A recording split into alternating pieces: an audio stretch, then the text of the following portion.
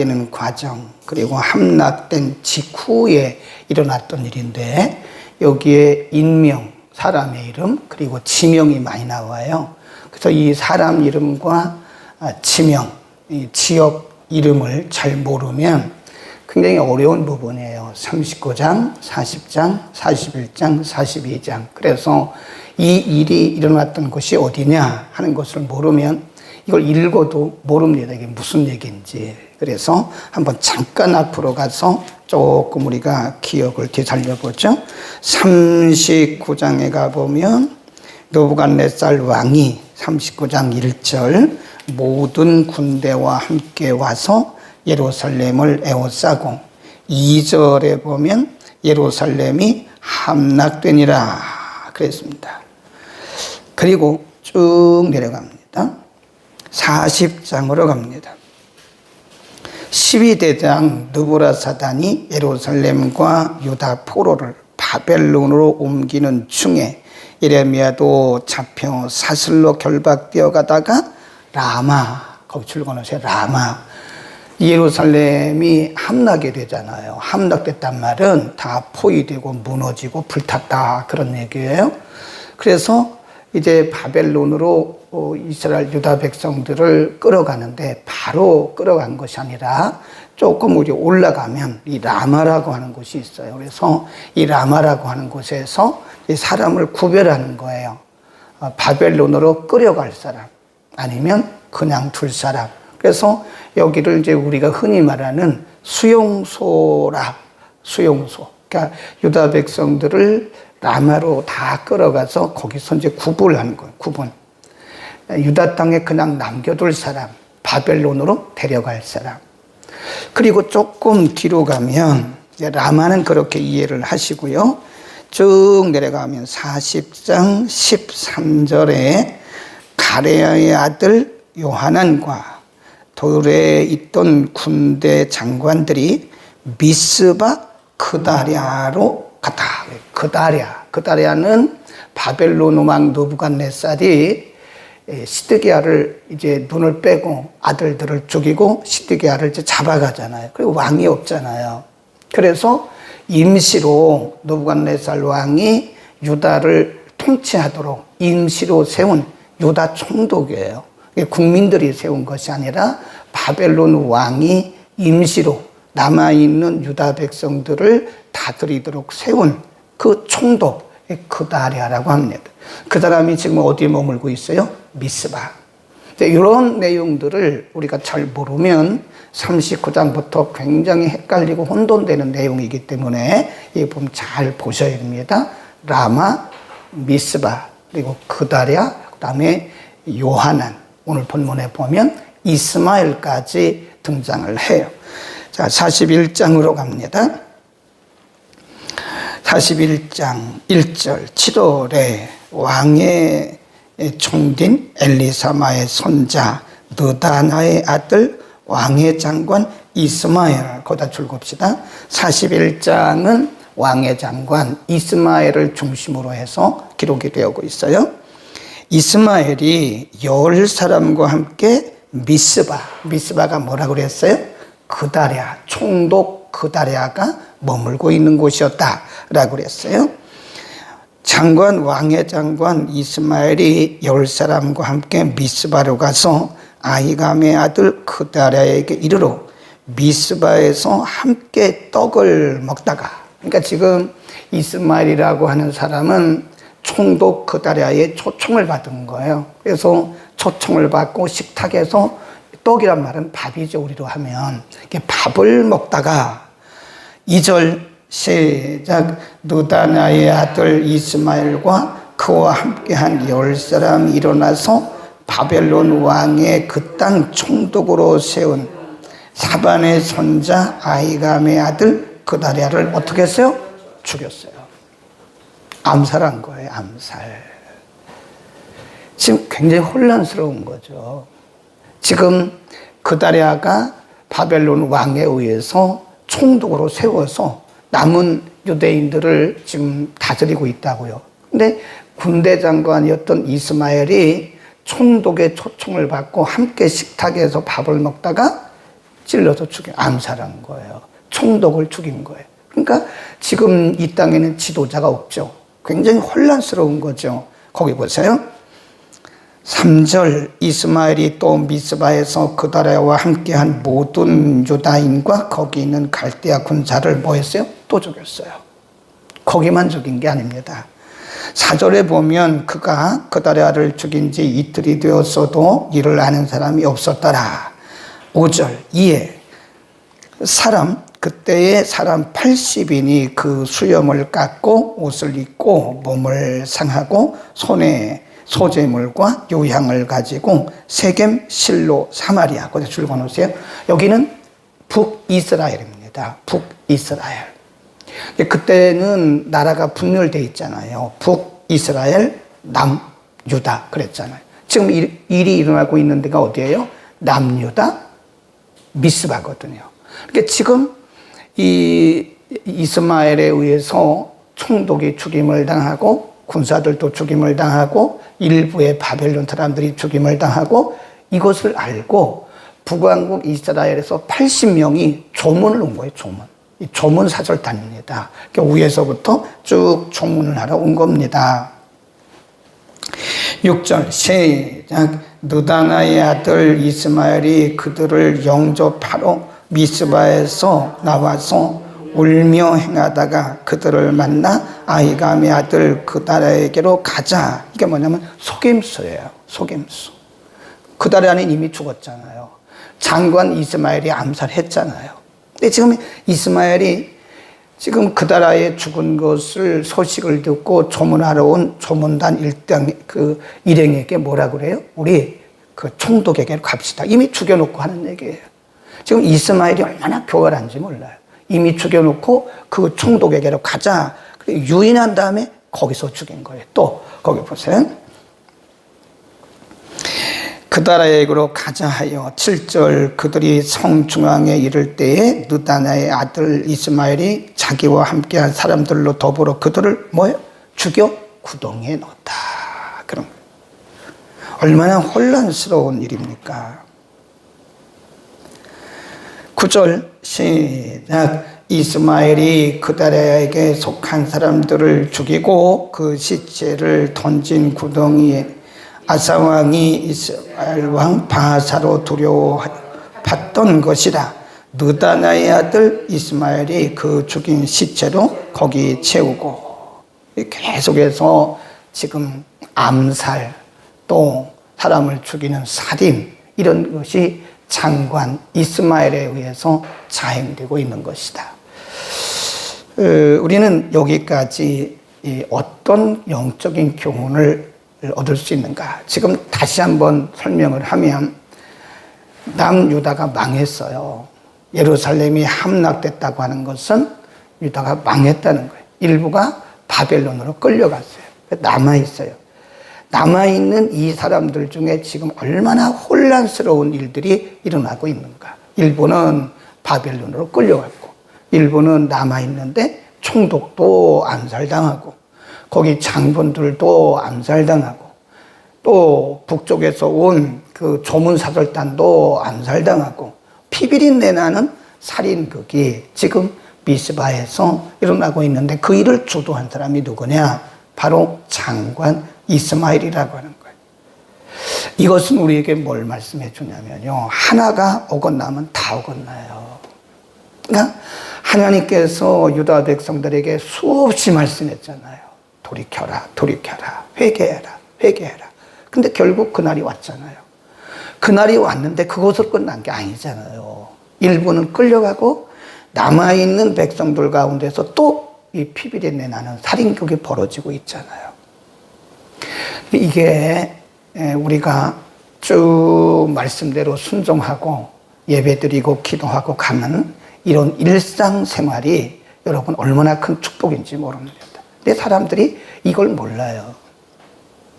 우리가 하나님의 백성으로서 늘 예배드리고 말씀 묵상하고 기도하는 것이 어떻게 보면 일반인들이 보면 참 지루한 의미 없는 생활처럼 보여요.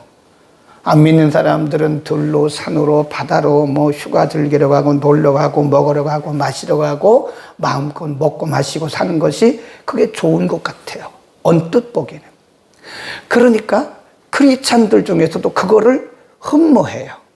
아, 우리도 저렇게 살았으면 좋겠다. 우리도 놀러 가고 먹고 마시고 뭐 우리도 좀 그렇게 즐겼으면 좋겠다 라고 흠모하는 사람이 있어요. 그래서 예배가 깨져요. 예배를 잘 드리고 정상적인 예배 생활, 기도 생활, 말씀 묵상 생활 하는 것이 이게 정상으로 가야 되는데 이런 교회 밖에 믿음 밖에 사람들의 생활을 흠모하는 거예요. 아, 좋다. 우리도 그랬으면 좋겠다. 사모하는 거예요. 그래서 일부의 크리스찬들이 어떤 크리스찬들이 그것을 본받아요. 그러면 일상이 깨지는 거예요. 그럼 그때부터 모든 것이 막 꼬이는 겁니다. 네. 여러분, 실리의 신앙생활이 그런 거예요. 이게 하나가 엉키면 계속 엉키게 되어 있습니다. 그러니까 오늘 우리가 이렇게 새벽 예배하고 주일 예배 드리고 수요 예배 드리고 목요 치우기도 하고 금요 기도회하고 토요 성서 학당하고 이런 일상의 생활이 어떻게 보면 지루한 것 같아요. 다람쥐 쳇바퀴 돌듯이 하는 것 같아요. 그런데 사실은 이게 얼마나 건강하고 얼마나 축복된 삶인가를 알아야 됩니다. 거기다 써놓으세요. 일상이 축복이다. 일상생활에 대해서 여러분 지루하게 느끼면 안 됩니다. 일상이 축복이에요.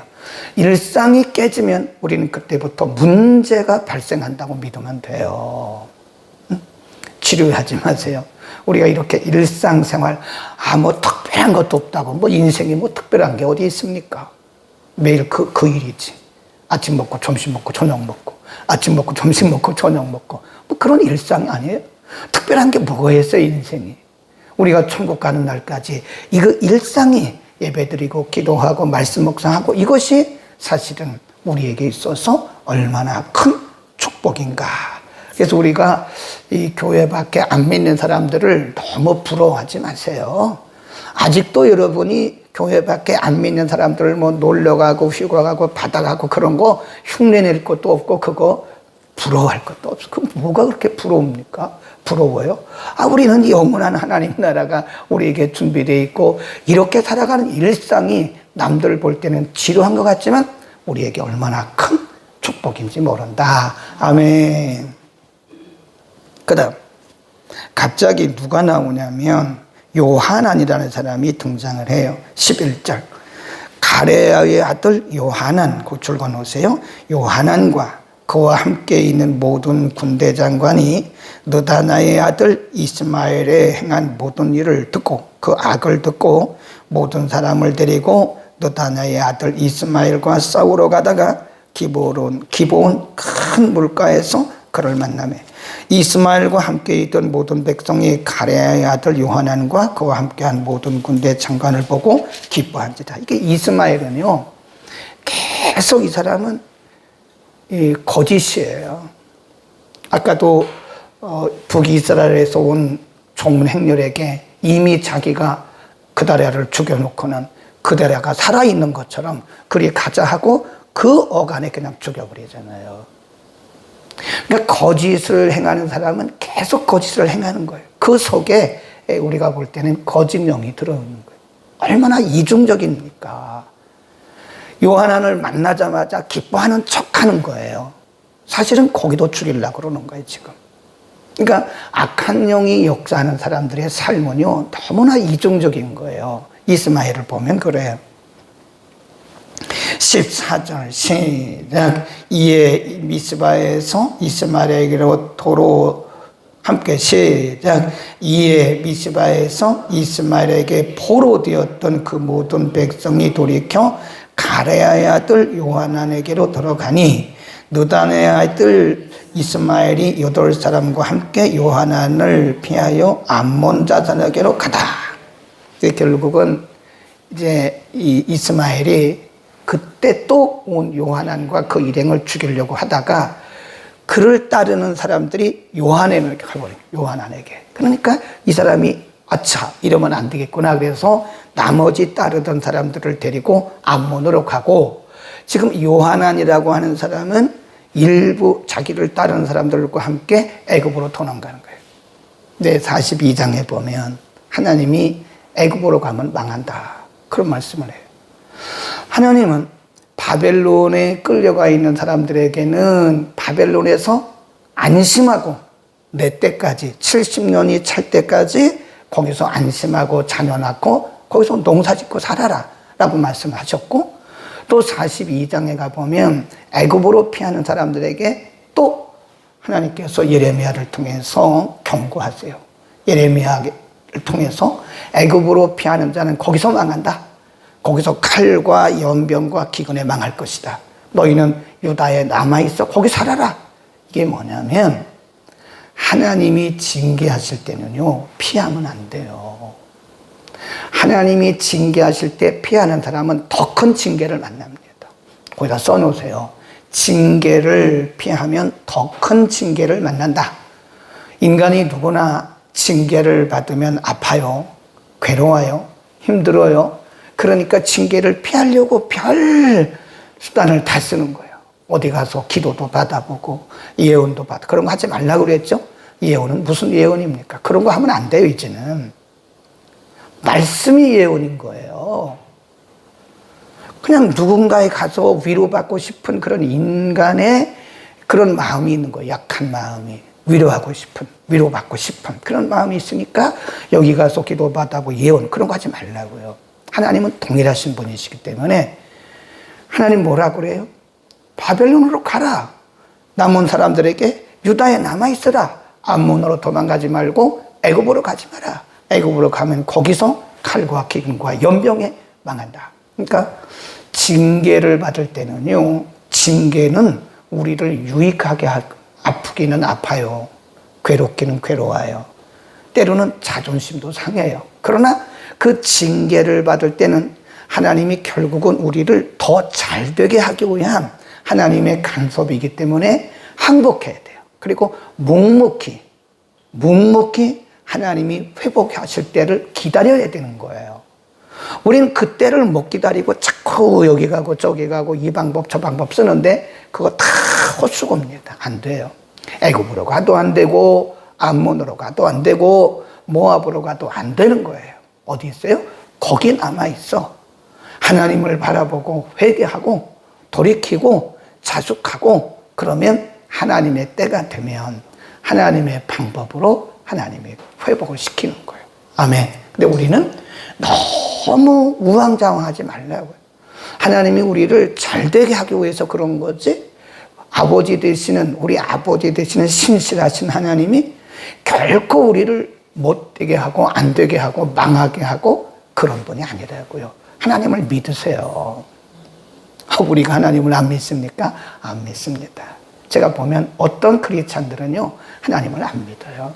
말로만 믿는 거지 정말 그 살아계신 하나님, 신실하신 하나님, 내 편 들어주시는 그 하나님 안 믿는다고요. 그러니까 일희일비하는 거죠. 그러니까 여기 갔다 저기 갔다 저기 갔다 여기 갔다 일희일비하는 거죠. 하나님을 신뢰해 보세요. 욥이 우리의 대표적인 샘플입니다. 욥의 친구들이 와가지고 별 얘기 다 하잖아요. 당신 회개하시오. 당신들 자녀들이 다 죽은 건 당신 죄 때문에 그래요. 그들의 죄 때문에 그래요. 회개하세요. 돌이키세요. 별 얘기를 대하도 욥이 딱 중심 잡잖아요. 그리고 말하기를 나의 가는 길은 오직 하나님밖에 모른다. 조롱을 받는 거예요. 지금 친구들에게 막 조롱받는 거예요. 지금 아파서 죽겠는데, 마음도 아프고 육신도 아프고 아파서 죽겠는데 욥의 친구들은 와서 막 상처를 주는 거예요. 위로한답시고. 그래도 욥은 조금 더 흔들리지 않아요. 조금 전반부에서 약간 흔들렸다가 나중에 중심을 딱 잡아요. 그리고 나의 가는 길은 하나님밖에 모른다. 당신들이 아무리 그래도 하나님은 나를 연단하신 후에 나를 정금같이 나오게 하실 거라고. 그 하나님을 신뢰하니까 흔들림이 없는 거예요. 아멘. 다시 강조하는데 하나님 믿으세요. 아멘. 하나님 믿으시라니까요. 안 믿는다니까요. 하나님 안 믿으니까 일이 안 되니까 하나님 자꾸 원망하고 불평하고 기도해도 안 된다, 소용없대. 이건 하나님 안 믿는다는 증거예요. 제가 보니까 어떤 크리스찬들은 하나님 안 믿습니다. 하나님 신뢰하지 않는 거예요. 하나님을 믿는다면, 하나님을 신뢰한다면 그렇게 일희일비하지 않을 거예요. 그렇게 우왕좌왕하지 않고 불안해동 안 합니다. 하나님을 신뢰하지 않으니까 불안한 거라 이게. 하나님을 신뢰하면요 평안해요. 아멘. 하나님을 신뢰하고 평안한 인생을 살아가세요. 모두 맡깁시다. 기도합니다. 거룩하신 우리 아버지, 오늘도 우리를 주의 전에 불러주시고 이렇게 혼란한 시대, 하나님을 떠난 유다 백성들이 일부는 바벨론에 끌려가고 남아있는 유다 백성들 중에도 이렇게 혼란한 삶을 살고, 이스마엘은 총독 그다랴를 암살하고 군대들을 암살하고, 또 북이스라엘에서 조문 사절단도 암살하고 하는 피비린내 나는 살인극이 벌어지는 분란과 그리고 요란과 이렇게 무질서함을 우리가 오늘 상고했습니다. 하나님을 떠난 사람들의 모습을 우리가 볼 수 있고, 하나님, 우리가 이렇게 자유와 평화로운 가운데서 날마다 언뜻 보기는 지루한 인생 같지만 우리에게 이렇게 복된 일상의 복을 주심을 감사합니다. 하나님, 이렇게 날마다 살아가는 인생이 얼마나 복된 삶인가를 알게 하시고, 우리 인생 요정 가운데 일어나는 크고 작은 바람들 속에서도 우리의 믿음이 흔들리지 않도록 우리에게 욥과 같은 견고한, 하나님을 신뢰하는 견고한 믿음을 허락하여 주옵소서. 하나님을 온전히 섬기고 하나님을 온전히 믿고 하나님을 온전히 신뢰하기를 원합니다. 하나님, 믿음 없는 우리들을 용서하시고 우리들에게 하나님을 100% 신뢰할 수 있도록 믿음의 용기를 더하여 주옵소서. 예수 그리스도의 이름으로 기도드립니다. 아멘.